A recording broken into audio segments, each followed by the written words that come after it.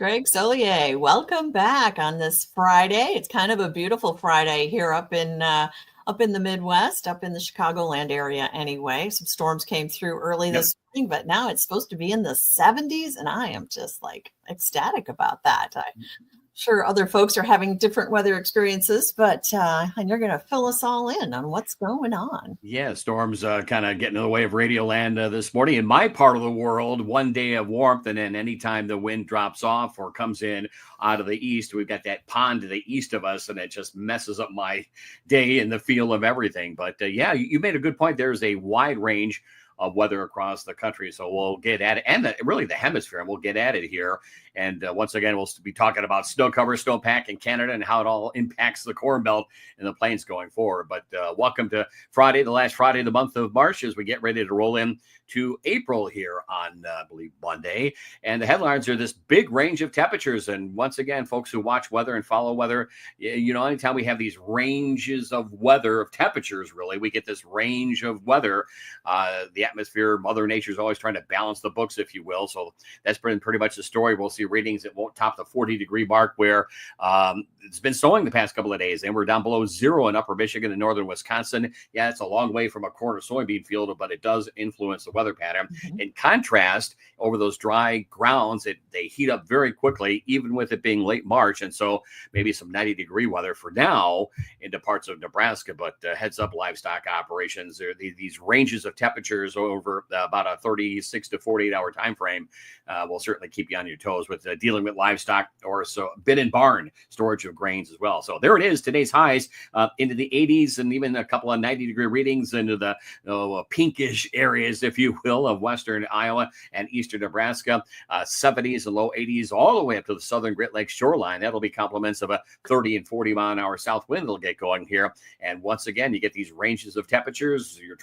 Mother Nature is trying to balance the atmosphere, and that's how we generate wind and pressure, the range of temperatures, the difference of temperatures over a given area. And there it is, upper 80s to near 90 and through Nebraska. But at the same time, we're in the midst of a drought. Some people are talking about a drought for, the growing season when we're all really already there, with the exception of maybe some southern Corn Belt areas. The worst of it's still on the plains, sections of the northwestern Corn Belt, and of course down through Texas and the Rio Grande and the southwestern states, where the heat, not off of Bermuda, some conjecture there, but at least coming off the continental United States and the desert Southwest will impact the weather across the plains and western Corn Belt going forward in the springtime.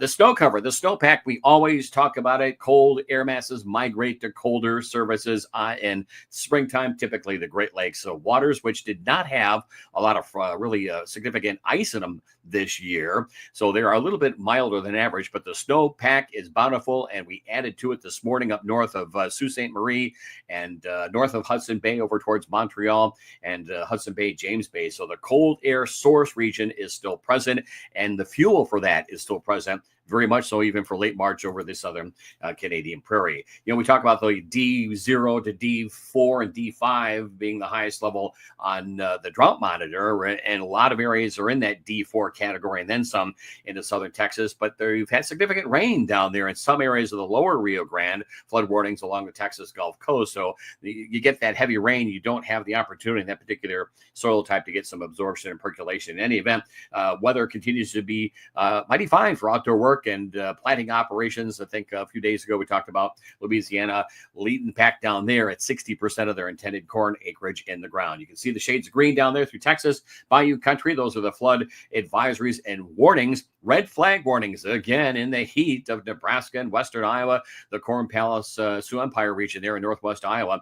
Those blue areas up near the Canadian border, that's winter weather advisories or winter storm watches and warnings for northern Wisconsin, and of all things, an ice storm warning into upper Michigan. I know it's way away from a livestock feedlot or corn and soybean field, but it's just a small micro example of what lies north of us with regard to cold air. It is cold air that makes rain in the spring and summertime season. So you know where we're going here with our thinking on the spring planting season as in moisture. Exceptional drought, severe drought, desert Southwest, no big change there. Weather systems continue to move into northern California and the Pacific Northwest. They remain in very good shape for spring runoff in that particular part of the country. And just some drier areas banked up a little bit east of the Cascades in Washington State. Otherwise, the big beige and red areas and brown areas, if you will, that's D2 to D4 in the desert Southwest, New Mexico, West Texas. Again, where they've had some multi-inch rains, but it will not do anything to do a significant improvement to the dryness and drought down there. Much of the Corn Belt already in a drought. What's the story here? There's no story in it. We know there's a drought. We think it's going to go the other direction here for the northern and eastern Corn Belt. One area to watch here that will be worsening, and there's at least a half dozen to almost a dozen fires out of areas from Asheville, North Carolina, down a little bit south and east of Atlanta, Georgia. That will be an ongoing story going forward here in the days to come. In any event, rainfall, the showers and thunderstorms into the Great Lakes region. There's snow melt at the same time going on into the northern lakes region. A nice south wind across the plains, and you can see that feed of moisture coming up out of Texas. That's also corresponding to higher humidity, higher dew points for folks who manage and monitor humidity and dew points as it applies to grain storage bin facilities, but some opportunities for ventilation as well on what's going to be probably a 30 to 40 mile an hour south wind into the plains and Corn Belt locales. That's the way it looks on a mild night for the Midwest for tonight. The showers down through Texas and Bayou country, and you can see cold Arctic high pressure through the Canadian Prairie and its southern extension as rain, freezing rain, and snow into the uppermost Midwest and Great Lakes areas. That tropical moisture out of Texas will begin to work on northward, so there is some sense of dryness and drought relief expected for a good part of the eastern and southern Corn Belt, and some rainfall for Nebraska and the Dakotas, and into the upper Midwest. Obviously, there'll be snow, and that upslope snow will get going in through Montana during Saturday night. Look at the shades of blue up across the Dakotas. That'll be at least 6+ inches there, and maybe an inch or two worth of rain for the at least west central Corn Belt locale, southern Great Lakes region. The severe stuff, a lot of people have been jumping on social media, kind of going a little hog wild on it. There's a slight risk, probably I-70 on southward, not the scale, not the magnitude, not the direction and intensity and coverage of the severe storms the past couple of weeks, but one or two stronger storms as you would expect for late March and early April over parts of the southern Corn Belt. And there ought to be some pretty decent rains. Unfortunately, may wash out some plans for Sunday, but it's rain.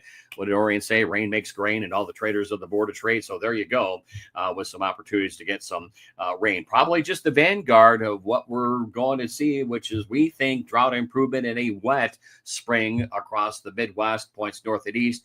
Okay, western Corn Belt and plains, but with time building dryness, heat, and obviously humidity as we get deeper into the mid to late spring and summer there. There's the rainfall, 1 or 2 inches, and on top of snowpack too.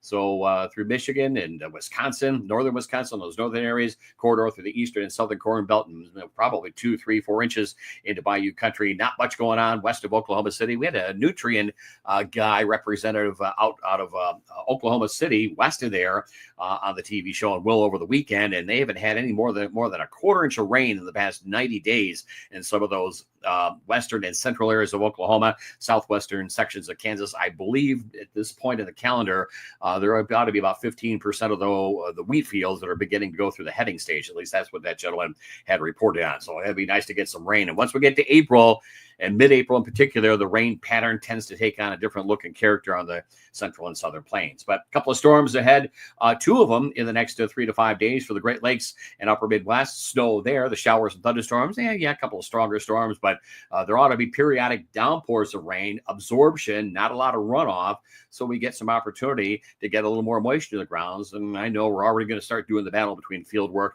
and moisture here as we move forward into the month of April. The rain down through the Delta, as mentioned, and still high and dry in the desert Southwest. And it looks like some of those rainfall, snowfall totals out of Southern California, Arizona, New Mexico, 10, 15, 20, less than 25% of normal in the southern ranges of the Rockies and the Sierra. So got to watch that as we get deeper into the hot weather season.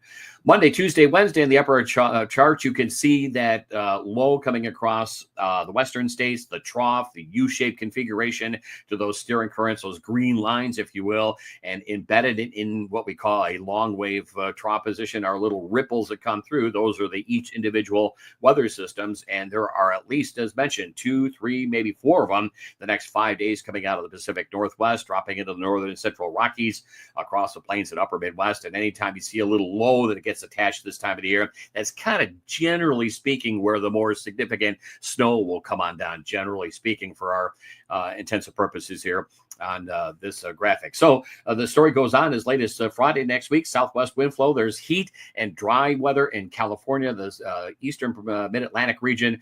So keep an eye on the fires there and a summer feel, and a drop off in temperatures for at least parts of the plains and Corn Belt, and really a roller coaster ride the next 10 days to 2 weeks on these temperatures. And you can see that one weather system Monday moving up towards Montreal and Hudson Bay, James Bay. Cold high pressure builds in with about a 30 or 40 degree temperature drop between late Monday and Tuesday across the eastern plains and Corn Belt. We ramp up another low Wednesday to Thursday, same track out of the plains into the Great Lakes region, and another weaker weather system across the Ohio come Friday. So that's, if you wanted a snapshot of springtime, that's the pattern. That's the direction in which systems will come out. Cold air migrates out of the Canadian prairie, sets up over the Great Lakes region. It's a northeast to east wind flow. Systems come out of the plains. They have a south wind flow. That's a converging wind field. That's Gulf moisture, heat, yada, yada. And that's how we're going to make the rains. And the rains probably aren't going to go away anytime.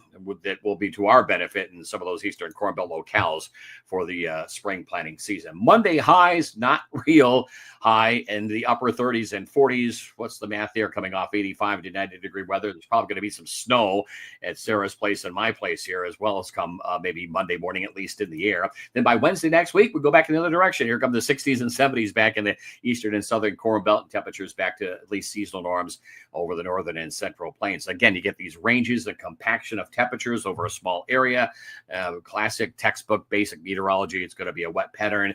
No endorsement from the feds, but just for our purposes of putting a picture up here to talk about, and it makes sense. And you'll see, by the way, our analysis on the next 4 weeks on this weekend's edition of This Week in Agribusiness.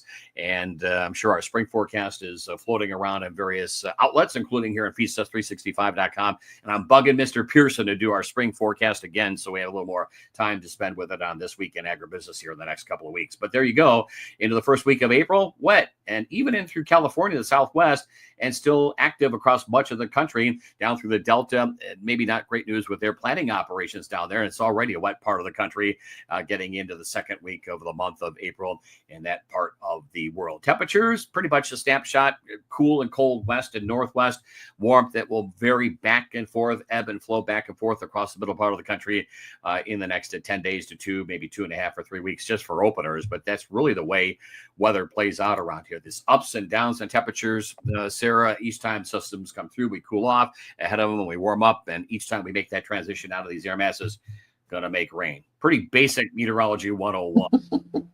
Exactly. But you know, it's spring, right? That's what we get. We get the rain, we get the snow, we get the cold, we get the warm. That's just how it works. Classic, maybe a spring season, a little more on steroids this year, maybe a little more character building for others. So we're kind of on the range that it'll get more, you know, we'll get recharged. We'll get probably a categorical improvement or 2 or 3 to technically even end the drought in some eastern Corn Belt locales, and then probably no significant, I guess, drier spell till we get at least an easing of the rains until late spring or summer, and worsening drought in the western part of the country. So that's all I got for you here on a Friday. That's a lot to talk about. That's a lot to talk about. No, that's terrific. We appreciate the summary. Appreciate you joining us and tuning in, and we'll talk to you next week and get another update on where things are at. So have a great weekend, Greg, and everybody out This Week in Agribusiness as well, of course. Same to everyone out there. Have a good one. Thank you. Bye-bye.